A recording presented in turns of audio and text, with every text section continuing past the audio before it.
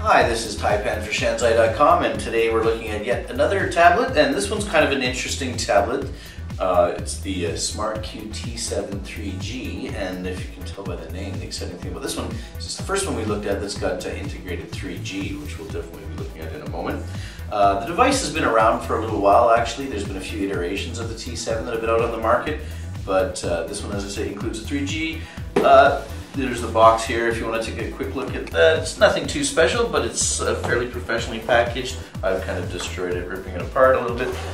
We've got a power supply and a USB cable that come with the device. Very bare bones, but similar to the iPad, it's got everything you need on the actual device itself. Looking at the build quality of the T7-3G, I have to say it is very impressive. It's got a really nice feel to it. And again, for my personal preference, it gets away from the glossy finishes that you find on a lot of the devices. I like that. It keeps it cleaner looking. There's no fingerprints all over the device. It's got a nice solid feel to it. I really kind of like that. Looking at the back of the device, you can see the speaker port that we have here. And for some reason, they still managed to include the legacy stylus, which, God forbid, I have no idea why they don't get rid of those. It's got to be gone one of these days. And you'll also notice on the back here, down in the bottom corner here, is actually where you slide the SIM card in for your 3G users. Whoops. Bringing the device around, you can see that the G sensors, in effect, has flipped it over to orientation horizontal view there. Now, on the far side of the device, we get a look at a little bit of the I/O. There's a small micro USB connection, a power supply, power on/off, dedicated button, a full SD card slot here, which we've got the SD card in and our converter as well in there as well, power supply button, and your headphone button. And I haven't fooled with this because I haven't need to, but I'm assuming that's a reset little port there for you, so you can poke your Q-tips in there to reset the device. The actual buttons on the device here on the left side, we've got the three typical Android buttons, home, menu, and back, as well as some navigation all around type of devices here with a sort of like a track, I'm not sure what you call that, a track button ball pad. Okay. But it's good for navigating as well. These buttons actually are quite impressive. Most of the devices have some kind of external protruding buttons. I really like these kind of recessed button feels. It feels very professional. It really adds something to the little touches of the good quality of the build of the product. So one of the things that I love actually about the SmartQ T7-3G is it's got a matte finish screen. Again, it's not too glossy and shiny, which makes it easy to see what's going on, and it's nice and responsive. Quick touch, things open very quickly, and going on to looking a little bit more at the different settings on the device, it's got a very responsive screen, but also options to set up the 3G. When you look at the 3G, you have to set up you have to enable the 3G dial function, and you also have to do the dial settings.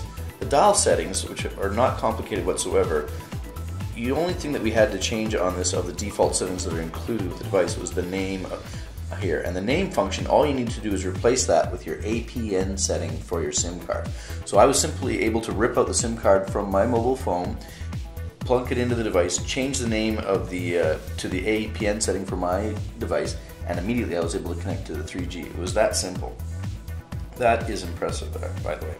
Then all you do is go into the 3G dial, click the option up here in the green check mark to enable it, and as you can see from the 3G dial info, lets you know that you're connected to the 3G signal, and up here in the top there's a little icon as well that you'll find on your phones and typically as well, saying you've got your 3G connection. So we'll look at the 3G browsing in just a moment.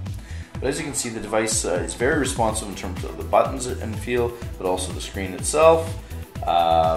Again, we had no trouble accessing Android Market and Gmail and any of the other applications that we found on here. It's a fully loaded device. I'm not sure if that's how it comes out of the box when you buy it, but for our demo unit, it's jam-packed with the goodness that we expect from SmartQ and Smart Devices, who've done some great products recently. So now that we're connected to the 3G network, let's do a little web surfing. We'll use a Dolphin browser, and it's already set up to the Dolphin browser homepage. Let's take a look at some of our favorite bookmarks. Let's go over to Wired, and I can give you an idea how fast it'll load up the Wired News mobile page. That's fairly quick there. We've got great 3G connectivity here, so can't complain about that. Still loading the page, and there it's done. And now you've got your page full of Wired article goodness. So as you can see, the 3G connectivity works well, works good with the browser. Quite impressive, really. One of the other things that's very impressive about the SmartQ T7-3G is that it comes with a 4,700 milliamp hour battery, which is probably 3 times almost the size and capacity of the batteries that we look at for your typical Shanzai device. It does add on to the price a little bit, but they're advertising 10 plus hours of battery life for the product. I would say from our experience, between 6 and 8 hours, depending on what we were using, whether we had the 3G or the Wi-Fi connected to it, wasn't a problem. So in that sense, the product is really impressive. One of the oddities that is part of the makeup of the SmartQ T7-3G is the G sensor and the orientation of the device. If you'll note, in this position, it looks fine and perfect. Switching it to vertical position, the G sensor is extremely responsive. One of the odd things though is I'm right-handed and I tend to like to have my buttons on the right-hand side. Unfortunately, the accelerometer G sensor only detects 180 degrees of motion, and this has not been set up for a right-handed use. It only seems to tend to be made for people who like to have the left-handed use of their buttons here, and again, perfectly for vertical, no problem, but not when you go to the right side. That's a simple thing. I think a software fix could easily update that. It's not a huge foible, but it is does seem to suit a left-handed person a little bit better. Alright, so to wrap things up with a little bit of a conclusion for the device, we have to say that we're very impressed with that. We've got all kinds of more features and things to talk about the rest of the performance of the device on the website in the full written review. But for what we've looked at here today on video, we were really impressed with. The 3G is amazing. The fact that you can just slip your 3G SIM card into it for Asian and European customers without having to add on a data plan, which Americans will have to consider when they're buying devices, is really key and important. So I think that makes the price of the device, which is $275, very good value. Add on to it extremely good battery life, and I think you think, wow, for that price, it's really quite worth it. One minor quibble we have with the device is there's no web camera. It's a bit surprising when you think about it. With all that goodness packed into this device, a web camera really would have added something to the product, I think. Probably in next versions of that in the roadmap for SmartQ, we'll be seeing those, all those features jammed in. But otherwise, great product, great build quality. We're really impressed with the T7 3G.